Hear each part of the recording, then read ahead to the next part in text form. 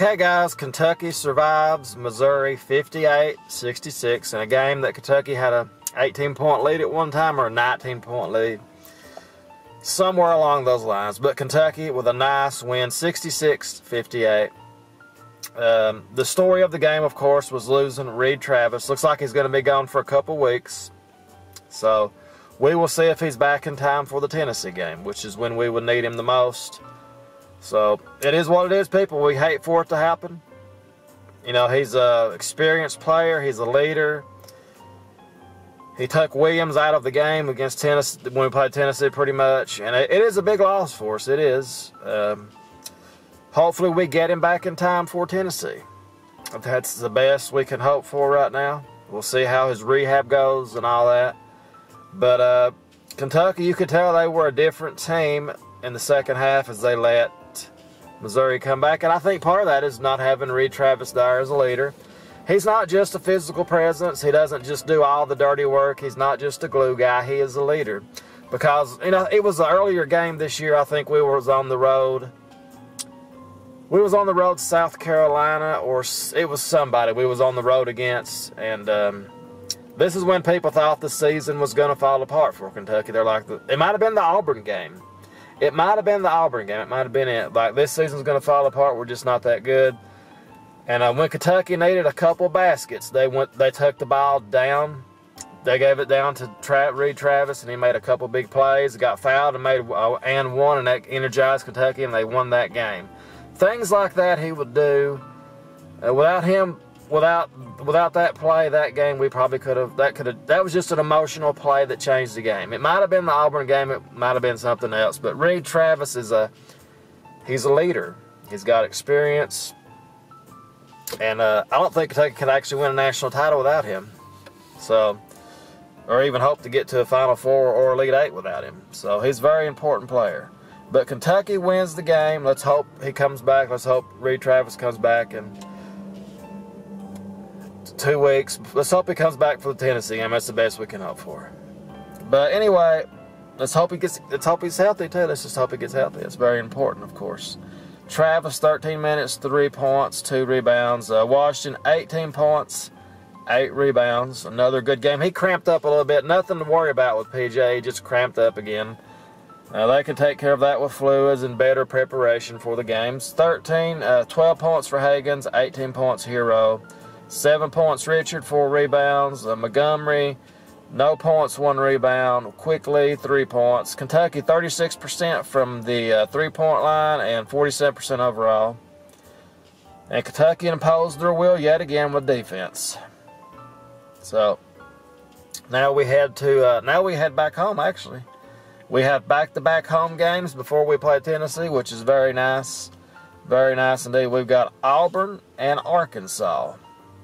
So first up is Auburn, of course. Auburn started out the season thinking they were going to be one of the top 5, top 10 teams in the country. They're now 18-8, and they are struggling, I guess you could say.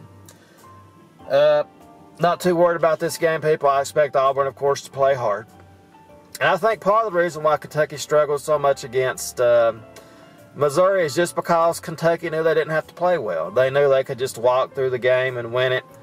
And in a way, people, it's good to have your team think like that in a way, because they know they're good. That tells me that Kentucky knows they're good and they can just show up and win.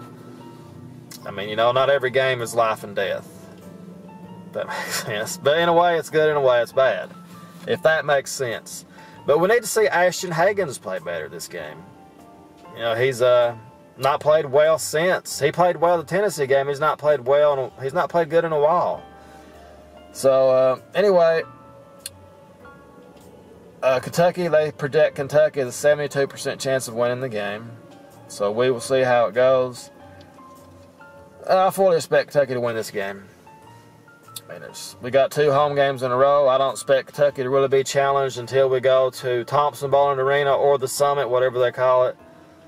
But we cannot fall asleep, because look what happened to LSU. You know, that can happen right there.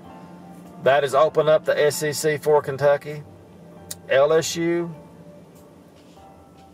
got beat by Florida in overtime. So you can't take nobody for granted. You know, you can't do it. And now Duke lost, of course, last night. Let's not forget that. And I think Zion Williams, people act like it's a season-ending injury. It's no worse than what Reed Travis had. It's like a sprain. It's not like he can't play. I know a lot of people are hoping, well, I hope they keep him out just to be safe, but I don't think his injury's bad. As of me shooting this video, they've not been an official update, but from what I've read, it looks like a sprained knee. Could be something else, but if it's a sprained knee, people act like Duke's not going to be no good, and if he doesn't play, they're not going to be. They're not going to win it, but I expect Zion to play. Maybe take off a couple games, but he will be back in the tournament, ACC tournament or whatever, if it's nothing serious, But we'll see how that goes, but I don't see no reason why he shouldn't play. So we'll see how that goes. But anyway, Kentucky and Auburn. I expect Kentucky to win by 15, 20 points.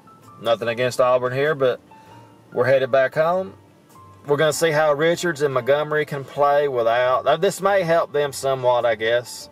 But Cal says Richards practices harder than pretty much anybody on the team and all this. So give Richards probably 20, 25 minutes this game. See how he does. I would say, about 25 minutes, and give Montgomery the rest of the time.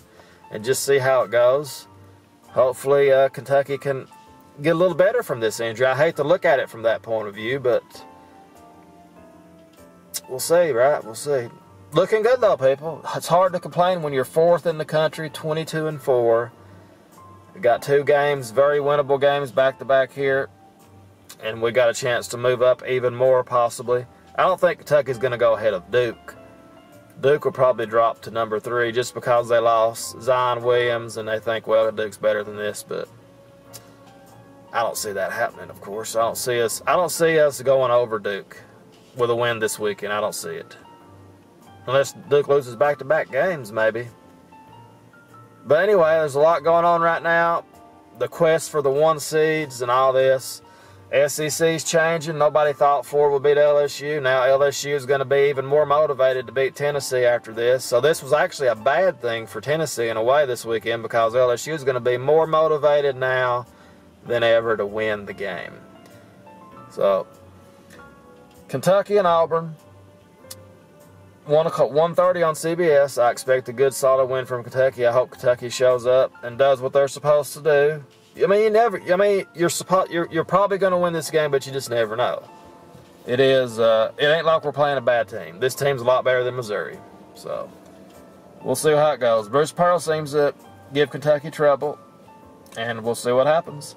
So I pick Kentucky to win 81-69. In honor of the ex-wife, we'll go 69 again. So that's going to be the official prediction video. Let me know what you guys think. As always, go Big Blue.